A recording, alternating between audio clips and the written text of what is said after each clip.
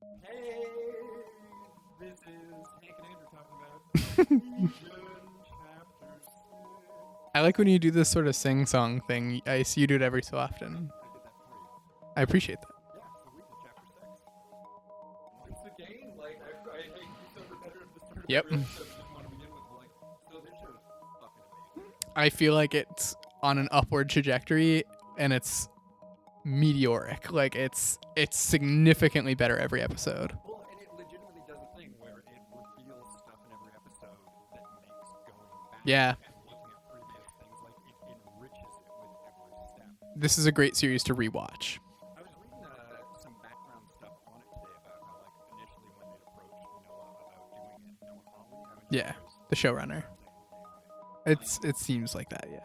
That it was normally they do stuff, FX likes to do stuff in 10-episode blocks, but when he wrote the story, it was 8 episodes, and they specifically said, like, we don't want you to pad it out. Is that how many it's gonna be? 2 episodes left. Fuck, I hate that. But we do get a season 2. It was confirmed, I think, this week. Yeah, he moves to LA. Yeah, that sucks too, but whatever.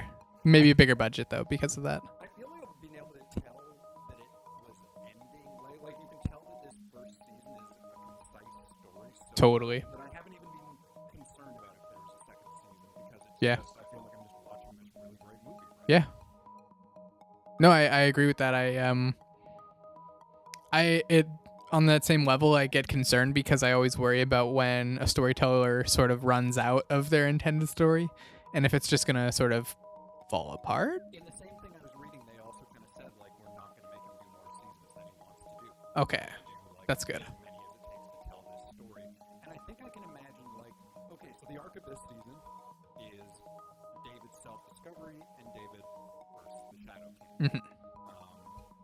And then from there, we're going to have, like, David's going to be broken and schizophrenic and all of that, so I can see how that spins out. Sure, yeah. This show's really good. Something I really like about this episode is that this feels like a fucking X-Men show. And Oh, it's yeah. not just the David show. Like, the more time we spend with the rest of the cast, like, I fucking love these people. Yeah, they're great. I specifically have written down, like, yeah, Amber Midthunder and... That's the female Karen, or Carrie, not Karen. Do you remember the bit where Carrie, he does a little magic trick to surprise her where he starts... Out of the pocket, yeah.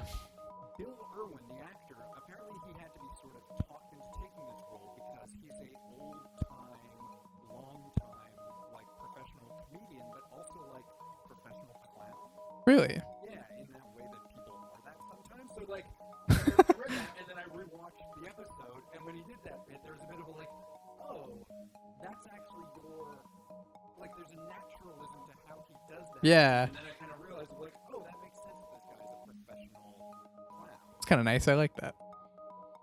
They're great. They are like steadily becoming some of the standout character, or one character, I guess. I really like their interaction. Yeah. I really like how well they played it in the episode. Like, in this episode where they all lost their powers, essentially. And yet, Sort of, yeah. people who they were. And it's telling that this sort of like they did an episode like this in Buffy. They've done stuff like this in other mediums where it's like dealing with the idea. Smallville did an episode like this as well, where it's like you're in an asylum for an episode and it's like, You're not super... yeah, you were just crazy all along. None of this ever happened. Like, it can be very trite, and I don't think it always works, but this episode was captivating. Well, and this was very different in that it's also, like, Aubrey Plaza torturing them. And it was so good. Like, fucking with their heads and, like, the last, whatever it is, like, 10-minute scene with her Mhm. is fucking incredible. This is like, I think, her best performance. I was talking about it last time. I meant, or I brought up the thing about Grant Morrison's X-Men and Cassandra Nova and Yeah. this concept of, like, an alien parasite entity that you have to battle in the womb type thing. I still feel like they're making reference to that within her. Like, clearly the Shadow King, they're going down the path that it's a mutant who's invaded his mind. Sure. But And they made reference to that. He knows David's like birth father. which is another thing that they've kind of mentioned, like they say outright, of like, yeah, we don't have access to any of those actors, Sure. but they have said that it is a plot. And at this stage, it has to be. It's a weird fucking bit where what is it that he says something about the with this holier than thou attitude or something, where it's like, if you know who that is. It felt very Xavier. Yeah. Even if they just give us a name, that would be enough. Even if they don't make it a big deal, if they say like your father was named Charles, that's good enough for me. I feel like, I don't know, I feel like there's something they have to do with it thematically. Sure. It can't just be an in-joke for the people watching. Sure. It'll arrive at some sort of a point to it. But I mean, at this point, there is such a I don't know what the fuck's going on in this show. I literally can't. No idea. From episode to episode, where it's going to wind up. Again, the only thing I can tell is that the Shadow King is the enemy of the season, and that's the shit that's going to have to go down. But beyond that, man, I really hope Sid isn't dead. Yeah. But it kind of looks like she could be. Or like the way time is frozen and her back is to the bullets. Like, if time unfreezes and they can't change that. She's done, yeah. Yeah, and there is a bit of a she's a new big actress on the rise. Maybe they only fucking signed her for one season and she's gonna move on and do something else. Maybe. I mean, you could play it either way. Like, they might look at her as like someone with potential and they would sign her on for as long as they need her. But all I know is I like the elements that she brings to the show, and I would like to see more of her. I don't think the show would suffer necessarily if they found a way to I don't know, like a big gust of wind blows all the bullets away or something stupid like that. Yeah, at the same time, I think I mentioned this before, but they also have this show can kill off whoever they want, and you have them still. Sure. Yeah, that's true. That's true. Something I hadn't thought before until, and maybe this is super obvious or whatever, but what's her name? Eloise Bird? Melody Bird. The old Oh, okay. Eloise. There's a point where she goes through, that might be the actress. That's the name of a book about a French girl. She, when she goes through her transformation, she's in the, when they're in the fake asylum. Yeah. She looks a certain way. She looks Yeah. very medicated. Totally. And then when she goes back into the real world, I hadn't noticed this before, but the moment she emerges and she looks more powerful and confident, Mm-hmm. and she's dressed in all white, and I go, oh, it's the White Queen. It's Emma Frost, yeah. But in a weird, I went on trying to fucking check some of this and make sure I hadn't missed something, but they haven't ever given her power. They haven't said she's a Melanie? beast. I don't know. Right now, she's just the wife of a. Yeah, and maybe I'm remembering incorrectly, but I think they confirmed that he was a psychic in this episode, right? Didn't they make some sort of reference to that? To her husband? To Jermaine Clement's character, yeah. I felt like I'd understood that from the previous episode of what had happened. I swear she said something, but maybe I don't know. She did say, they talked about it in different ways, and we did get again, I fucking love this idea that we're watching a show where a powerful mutant telepath who has control over reality has created a false reality, but a mutant telepath from outside of that level is able to reach in and help. This is On the astral plane. story. Yeah. Totally. And watching them all work together, again, this is so fucking X-Men. And it's mature, but not in a mean-spirited way. It has fun with itself. What other fucking show on the network right now has an extended, fun, weird burlesque dance scene? Which was so good. Mm-hmm. I like the when they do that fade. They did two specific camera shots in this one. The one was where they had the cherry pie and it fades to her face. Mm-hmm. And the other one is I think when they're in the real world and her eyes pop open on the side. Yeah, that was cool. Again, it's very. I know Noah Hawley first for doing Fargo. Mm-hmm. Coen brother type heightened reality, surrealness things to it, and that seems to continue even more intensely. Well, I feel like I haven't seen Fargo yet, but I hear great things. This is so much fucking weird. That's what I was gonna say. I feel like this allows for more of that in its nature of kind of the fluidity of the reality of where we are. I've had this thought before about if you lived in the Marvel universe where you knew legit telepaths, people who take over people's minds, and that thing about oh yeah, that dude shot that person, he was under my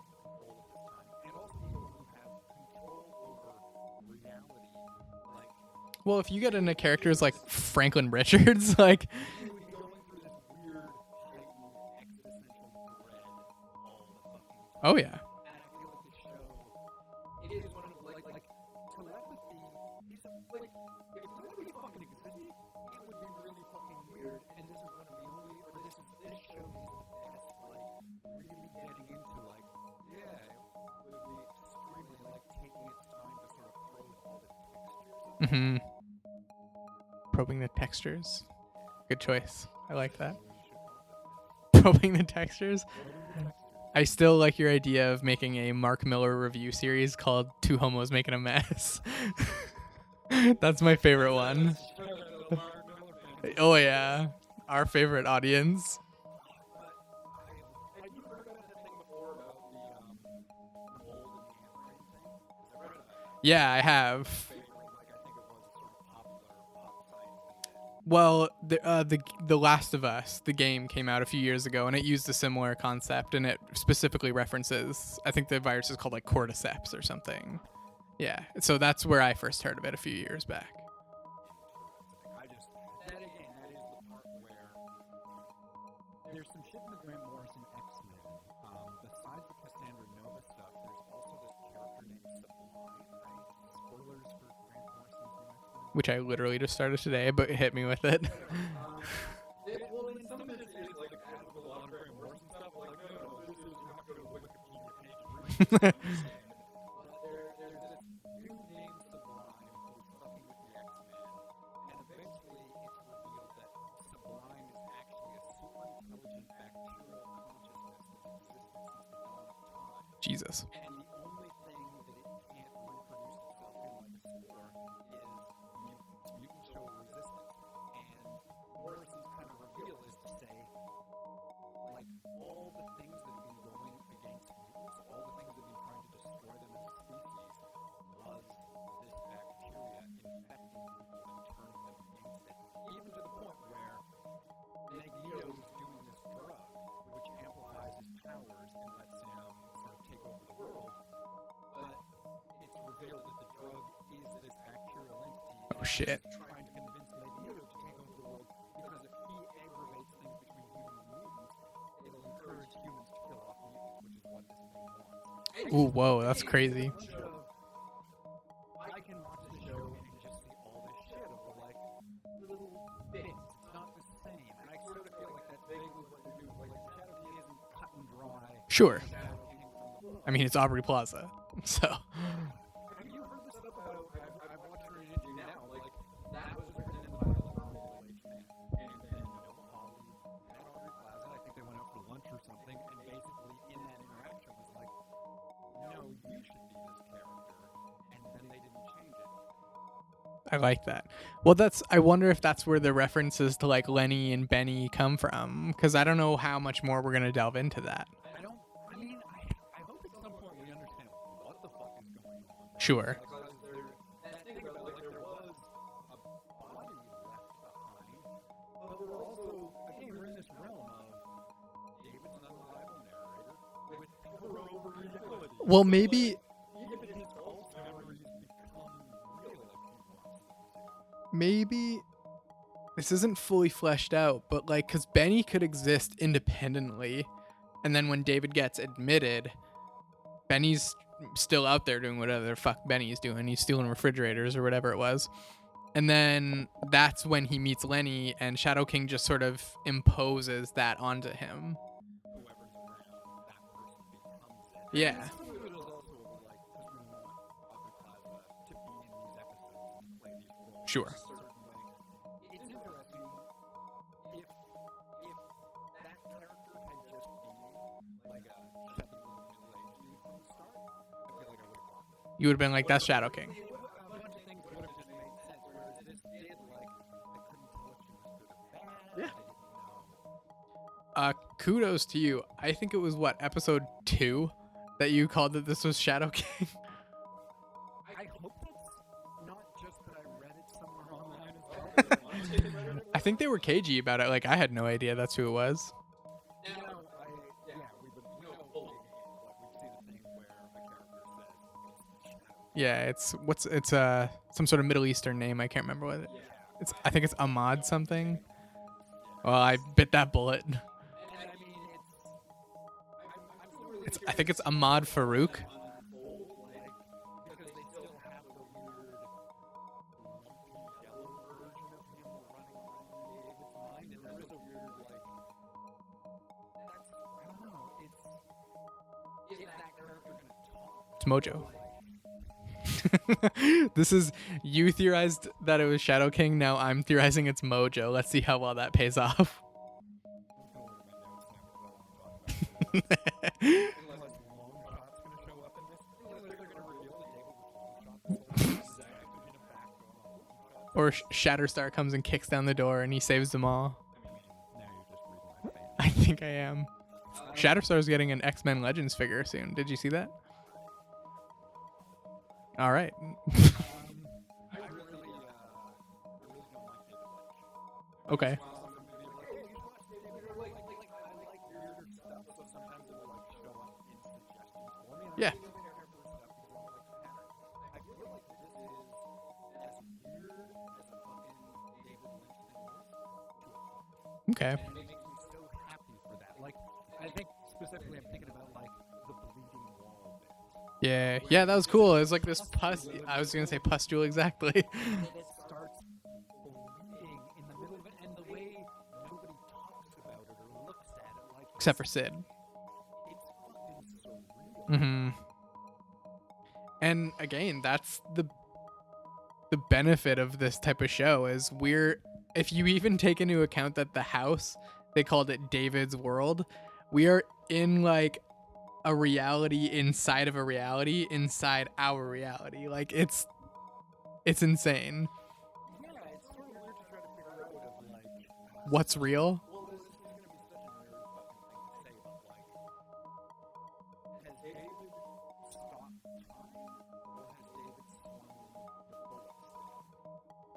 Or is this all in the way that like I can reference the movie Inception, how it slows your perception. Second, I half expect that when this ends, it's like, oh no, this was all fucking real time. He just paused everything within this structure, but like it fucking like it was Thursday and now it's Sunday. That'd be cool. And I mean, that would be a cool little shout out to Charles Xavier, who freezes people famously in a lot of different medias. I'm very curious to see how they're gonna deal with that because they Lenny commenting that he knows David's dad. Like when you do that in a show, it means you have to fucking do something. Well, it goes back to, I think you brought up last week, the Chekhov's gun. Like they have to draw attention to it. And they're choosing to, then they have. Yeah. Nevertheless, I don't think can ever be a major part of the story. Oh yeah, for sure. I think we'll get payoff for David's character, but not necessarily what we're looking for as an audience. No, I'm really curious. The easiest call to make on how this season could end would be to say David fucked up in a outhouse. Like I could see the last frame being David either all drugged out or like smiling all crazy stuff. I say this, I don't think it'll be like when I say those are the easiest things to jump to. Outside of that, like I honestly don't think I can conceive of how this You trust it to surprise you. But it is. I think we're going to almost leave David more broken than what we had. I would like that. Like, I don't think this is going to be. You mentioned something about like in another show, they would start kill off the Shadow King, and then him and Sid would be together. Yeah. And then there would be X-Men and Awesome. Like, no. I mean, and that is sort of where it comes in of like killing off Sid is a great way of handling something like that. Sure.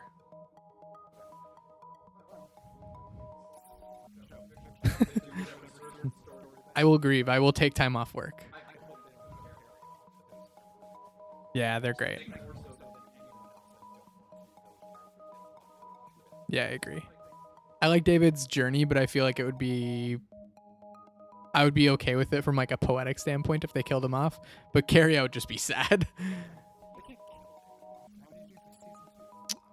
I don't fucking care. They'll figure it out.